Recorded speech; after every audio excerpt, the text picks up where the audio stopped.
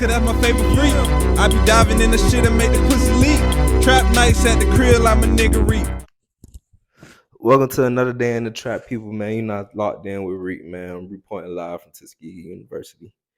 I just want to take a moment and say congratulations to all the seniors, class of 2023. Man, we did it. We conquered. We about to get on out of here, man.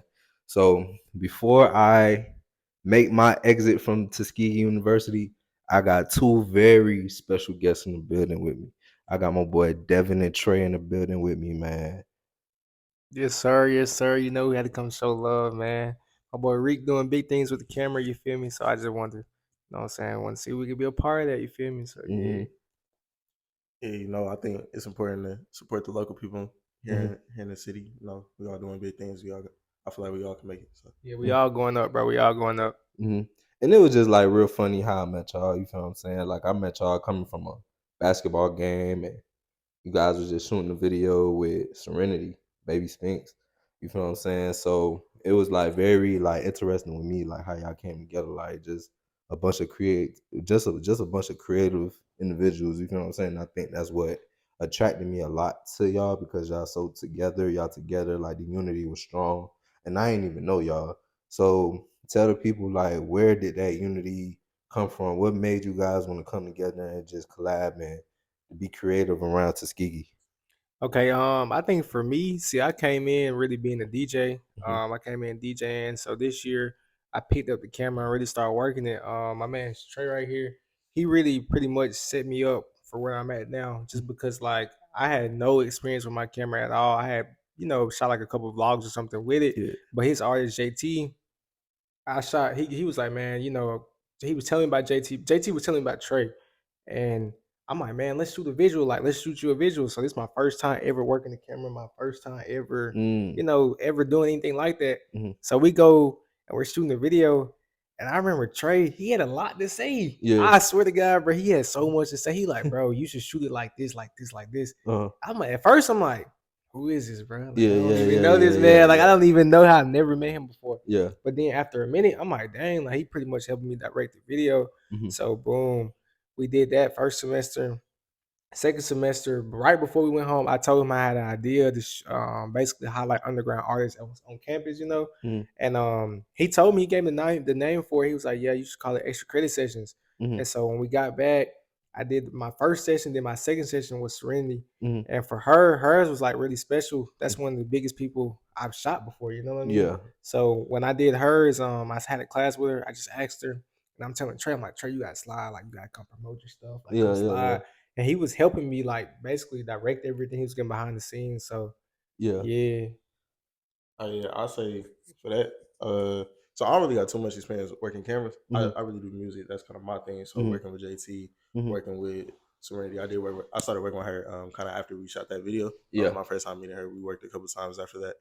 But I say more so for that, it was just more so I know what I like to do, Mhm. which is music. Mhm. But I also know my end goal. I want to have my own label. I want to have my own collective. I want to Mhm. have people doing their own thing. Mhm. So I was just like, hey man, like if you're trying to do something, like let's do it. And then I saw he was somebody who wanted to work on his craft. So I was like, if you gonna support yourself, I'm gonna help support you too. Mhm. And let's just go together. Like we all Mhm. black men. It's enough space for all of us to make it. And that's kind of what that was. Mhm. Mhm. Yeah, it's just like the creativity, like, and it's very interesting that both of y'all is very interested in music. You know what I'm saying? And it's just like it's not a lot of people that's interested in music, but also have that creativity. They just want the image and what comes behind the music, but the creativity part is what they really be missing. So it's very like it's very funny how you just said that, like it's just creativity at the end of the day. A lot of people don't have that. So Yes. how do you bring, like, whenever you run into an artist like the underground artist and Tuskegee, how do you help bring out that creativity? Is it like just listening to their material, like paying attention to how they present themselves, how they talk? Like how do you get a chance to bring the creativity together when dealing with underground artists and Tuskegee? Well, I say like the most important thing with creativity is having your own sound. So Mhm. you can do something that's similar to what everybody else is doing, Mhm. but you're gonna have something that you do that makes it unique. Yeah. So I say a good example of that would be like Lil Durk for one, and then you go ahead and you look at Kevin Gates. Mhm. When they do their more melodic rap, Mhm. it's the same formula, but it's gonna come out slightly different. They have their own distinct sound, Mhm. even though it's somewhat similar. And I think when I'm working with artists, I try to just focus in, okay, based off like what you're good at, based off what you listen to, what your inspirations are, what can be your sound, Mhm. and then I just try to find that and try to build with them through that, Mhm. and that's kind of how we get to Mhm. where we're at. Yeah. And then I know for me, just being creative, music has been a thing my whole life. Yeah. Like I've been doing West African drumming since I was like 2. Mhm. So like for me, thinking about music is never really being like, oh, I'm doing it because everybody else is doing it. I'm Yeah. doing it because this is in my Something that life. you're passionate This is my about. life. Yeah. Yeah. Yeah. So I think just being creative, that's just something that I had that. And then working with artists and helping them be more creative is just like, don't be afraid to do something that might sound weird Mhm. at the time. Mhm. Like, let's just try to find your sound and let's build with that. And I think Mhm. that's really what Mhm. that is. Mhm. Yeah, I think for me, the biggest thing for me is that I take a lot of time to listen to the artist's music, man. Mhm. I do like, of course, I do paid music videos and stuff, Mhm. but anything on my page, those are exclusive. Those are Okay. projects I done for free, Mhm. just Mhm. because I believe in the artist. Believing that, like, not just building that portfolio. Yeah, Yeah. it's more so I just believe in them. You Okay. know what I'm saying? It's Okay. not even just about my portfolio. I really just want to give them a platform, Okay. truly. So for me, I take time to actually listen to the artists. I don't work with nobody I don't listen to. I don't Mhm. work with nobody I don't like. Mhm. So everybody's who's done a session with me, I listen to their music. I really like it.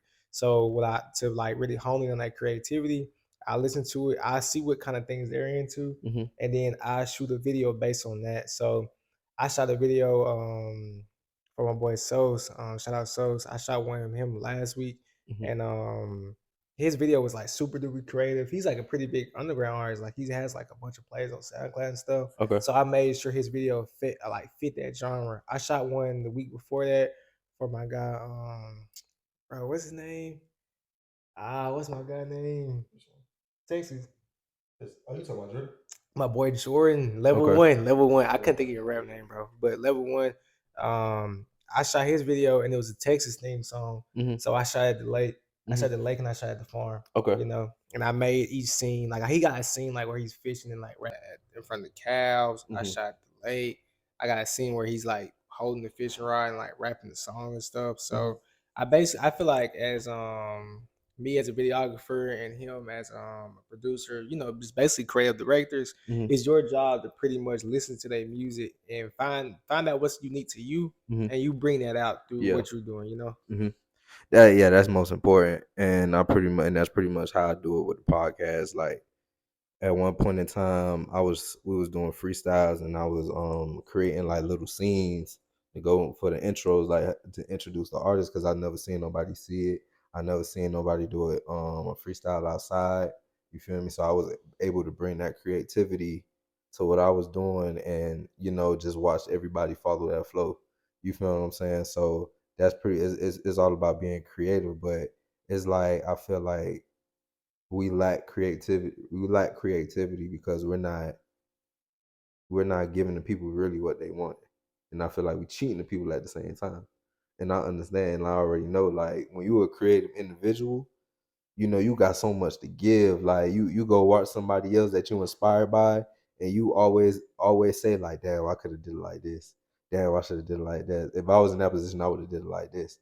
You feel what I'm saying? So my thing is, it's a lot of like artists like that carry that ego with them when they going against up against production. Have you guys ever been in a difficult position with an artist? I think for me, the biggest thing, because I've never had no actual like difficulty with working with an artist, like Hmm. while we're actually working, but after the fact, I've had an artist like one particular artist. He always wants to edit his music videos. Like he Hmm. always wants to edit them.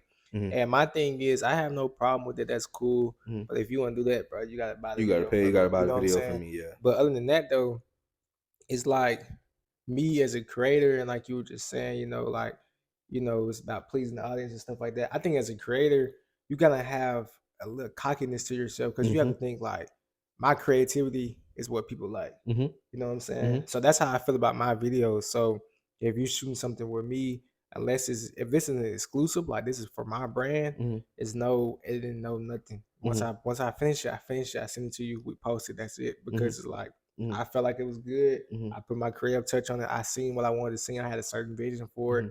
And so that's what I want the audience to see. So Yeah, you just pretty much asking for their service. You yeah, feel what I'm saying? You asking for their service, and if they agree to the service, it's no questioning what y'all do with the video. You see what I'm saying? And I pretty much understand where you coming from, because I've been in positions where I've asked for artist service. You see what I'm saying? And they want to take the video and post it on their page, and it just be like, what are you doing? Because at the end of the day, I pay for this. I had to go through a whole production crew to pay for this out of my pocket. You didn't put not one penny in. And you feel what I'm saying? You don't understand the countless. You don't understand like that I lose sleep behind this. You feel what I'm saying? That I gotta come up with like different ideas about this. You just chilling. I'm asking you to do me a service, and it's just like you taking it. It's like that's like a slap in my face. You see what I'm saying?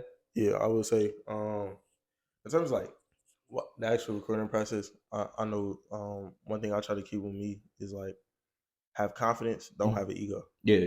So in terms of if artists is in a certain mode, I'm gonna just like if you look at Kanye, like if you look at any videos coming in the studio, he's kind of like he's very controlling. That's how he is as an artist. That's how he has to get his idea across. A lot of artists are like that. When they're recording, they get in these certain modes, and you just have to learn how to like work with them. Like, okay, during your creative process, this is the mode you got to be in to make your art.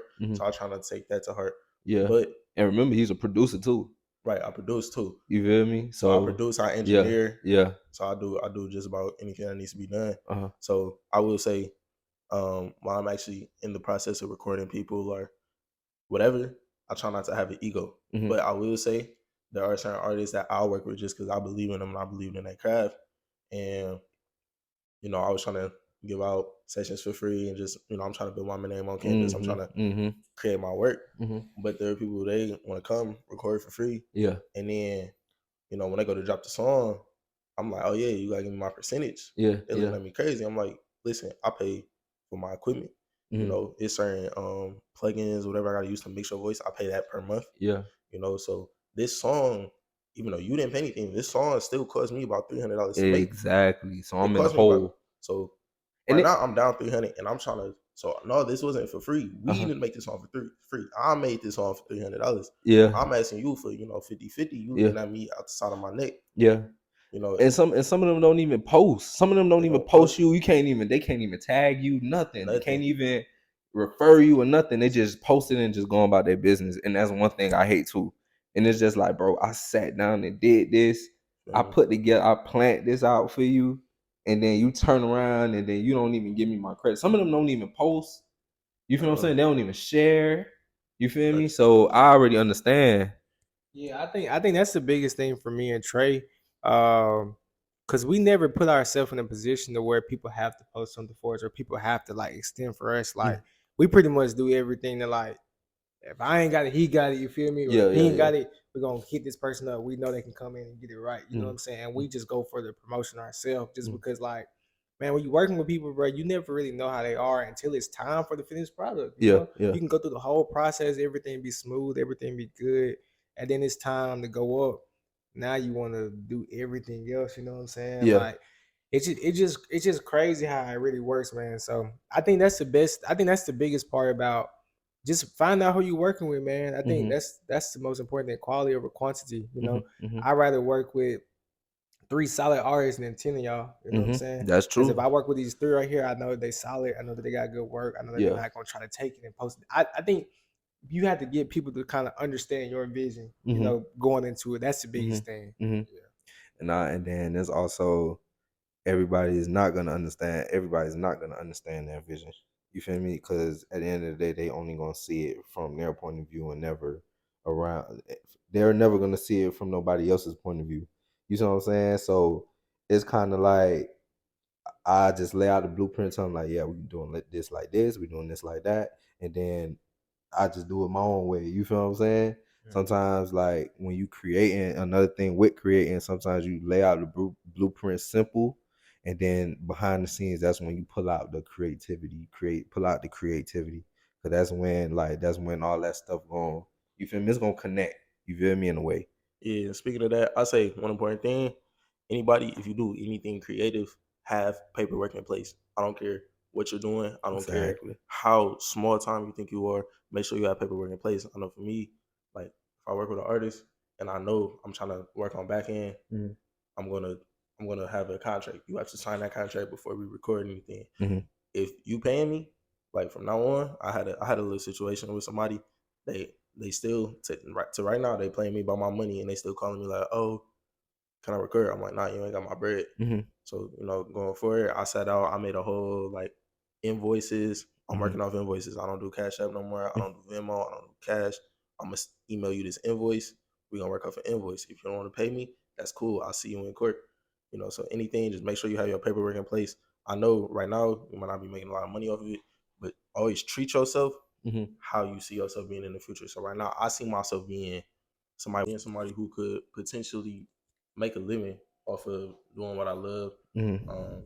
Even if doesn't have anything to do with my major, just off the music. I feel Mhm. like I could get to a point where that's my job. So therefore, I take everything very seriously in terms of paperwork. I feel like that's the biggest thing. People do not take their art as a business, Mhm. and that's why you see all these people like, oh, I work with so and so, I work with so and so, but I got played. They didn't have that paperwork in place. So just make sure you always have that going forward. Mhm.